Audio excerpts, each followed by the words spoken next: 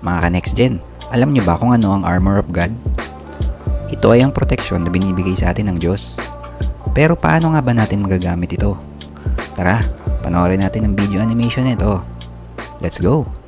When it comes to spiritual warfare, I would say there's 7 keys to victory, and they're all found in the armor of God. And when it comes to the armor of God, I feel like we associate it with cute pictures in children's ministry, and I'd bet that one big reason why many people fall against sin is simply because they don't know how to fight. And in order to fight properly, you need to know what the 6 pieces of the armor of God are, and then you need to put them on. So learn these 7 keys to victory and fight the way Christians are supposed to fight. Key number 1, understand the belt of truth. John 17:17. Sanctify them by your truth. Your word is truth. In this passage, Jesus is praying to God the Father and asks God to sanctify or to separate his people by his truth. And then Jesus says that God's word is truth, and the definition of truth is reality. So, for example, if I held 2 markers in my hand, and I told you that I had 2 markers in my hand, this would be a true statement because it corresponds with what is real. And if I still had 2 markers in my hand, but I told you I was holding 3 markers, it would be a false statement because real life doesn't line up with what was said. And for Christians, we identify what is true and real in the world based on God's word because it says God's word is truth.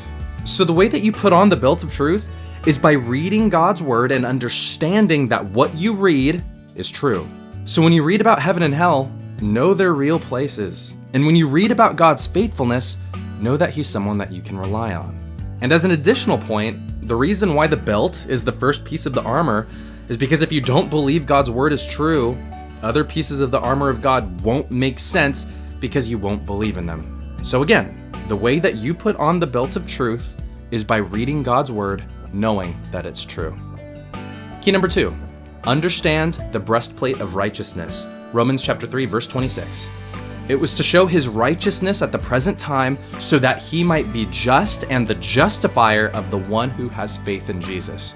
In this passage in Romans, Paul explained that Jesus died so that people who believe in his death will be justified, or in other words, declared righteous. You see, according to the Bible, there's only one person who's truly good, and it's Jesus. Romans 3:23 explains that we're all sinners and rightly deserve death. And that raises an issue because God, being completely righteous, must judge all sin. But Jesus took that punishment upon himself so that we wouldn't have to pay it.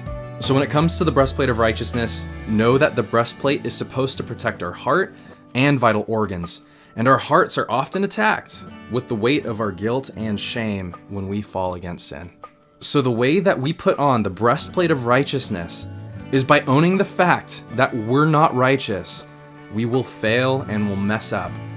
And that's okay, because it's not our righteousness that gets us to heaven, it's God's righteousness. And that's what protects our hearts. Key number 3, understand the shoes of peace from the gospel. Romans chapter 5, verse 1. Therefore, having been justified by faith, we have peace with God through our Lord Jesus Christ. In this passage, Paul tells us that people who are justified by faith have peace with God. And the reason why this is so huge is because according to Romans 1:18, God has wrath towards all ungodliness. Now, imagine if you went for a walk with one of your best friends, and as you both were walking, your friend was hit by a car. And horrified, you see your friend, and in the car, you see a bunch of drunk people responsible for your friend's death. And later, you find out that all those people survived, and your friend was the only one who died. If this happened, you'd want justice, and you'd most likely feel incredible wrath. And that's how God feels towards sin, except to infinitely greater degrees. You see, because God is completely holy and righteous, he has wrath towards sinners, but Jesus took that wrath upon himself when he died on the cross. So the way that you put on the shoes of peace from the gospel is by knowing that through Jesus, God is not angry with you at all, because that anger was already put on Jesus. No, right now, God is at peace with all those who believe in Jesus. And when you know this in your heart, you're able to move through life freely, knowing that you have peace with God and is smiling with you right now. Key number 4, understand the shield of faith. Hebrews chapter 11, verse 1. Faith is the confidence that what we hope for will actually happen. It gives us assurance about things we cannot see. In this passage, the author of Hebrews explains what faith is. And simply put, faith is firm belief that leads to confident action. So note, faith isn't just believing in something, it's a strong belief that moves someone to act. And throughout chapter 11 of Hebrews, it shows how different people all took steps of faith because of them holding on to God's promises. So the way that you use the shield of faith is by reading God's word, trusting God's word, and by living your life accordingly. I should also mention that when Paul wrote this, he had the Roman shield in mind, and those shields were like big wooden doors that had ridges on them, and the ridges on that shield were meant to connect to the other shields of fellow soldiers. So as an additional point, your faith was meant to connect to the faith of others. It's your belief in God's word and your grasp of his promises that will protect you from the attacks of the enemy. And should the time come and your faith wavers, connect your faith to other believers. Key number 5, understand the helmet of salvation. Philippians chapter 3, verses 20 to 21. For our citizenship is in heaven, from which we also eagerly wait for the Savior, the Lord Jesus Christ, who will transform our lowly body that it may be conformed to his glorious body. In this passage, Paul tells us that a Christian's home and citizenship is in heaven, and that they wait for Jesus, who will transform their earthly bodies into heavenly bodies. So note that the helmet protects the mind because many things can afflict it. Things like fear, anxiety, or stress. And God tells us that the hope of our salvation should serve as our mind's protection. So the way that you put on the helmet of salvation is to concentrate your attention on the fact that earth is not your home, heaven is. And that while the afflictions and times of hardship may be difficult here, they're temporary. And one day God will make everything right, and we'll soon be able to rest and reign with him for all eternity. This must protect your mind. Key number 6, understand the sword of the Spirit. Ephesians chapter 6, verse 17. And take the helmet of salvation and the sword of the Spirit, which is the word of God.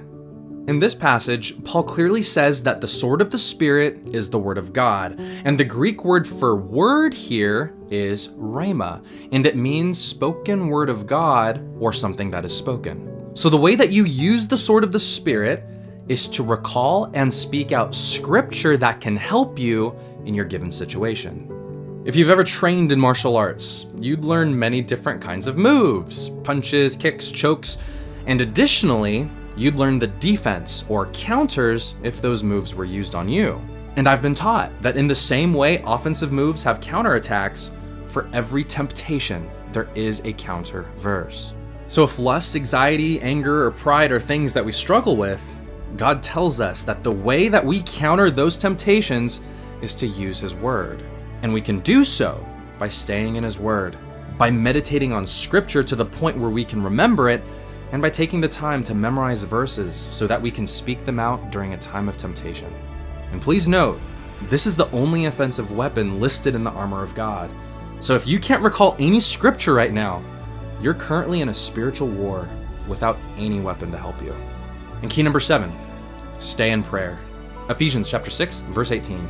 Praying at all times in the Spirit with all prayer and supplication. To that end, keep alert with all perseverance, making supplication for all the saints. If you look at this passage, it marks the end of the armor of God, and Paul concludes it with praying at all times. So the way that you put on the armor of God is by reading God's word and praying it on. So after you read your passage for the day, sit before God and remember these truths. Understand that his word is true, that you don't need to be perfect because God's righteousness is what protects you, and that God's not upset and has peace with you right now, and that you can have faith and trust in his promises and can lean on others when you need help. And remember that heaven is your home and that you have everything you need to win through God's word. Okay? the belt of truth, the breastplate of righteousness, the shoes of peace from the gospel, the shield of faith, the helmet of salvation, the sword of the Spirit, and prayer. These are the keys of victory that I know will bless your life should you use them. So may God bless you in whatever spiritual battle that you're in right now, and may you always remember, Jesus loves you. Ganun pala mga ka-Nextgen, no? Importante ang basahin ng Bible. Alamin ang katotohanan. Ang pagsasalita ng katotohanan ay kapangyarihan at proteksyon. Ang mahalaga ay lagi tayong magdasal sa Diyos dahil yan ang tunay na magbibigay sa atin ng proteksyon sa araw-araw na buhay.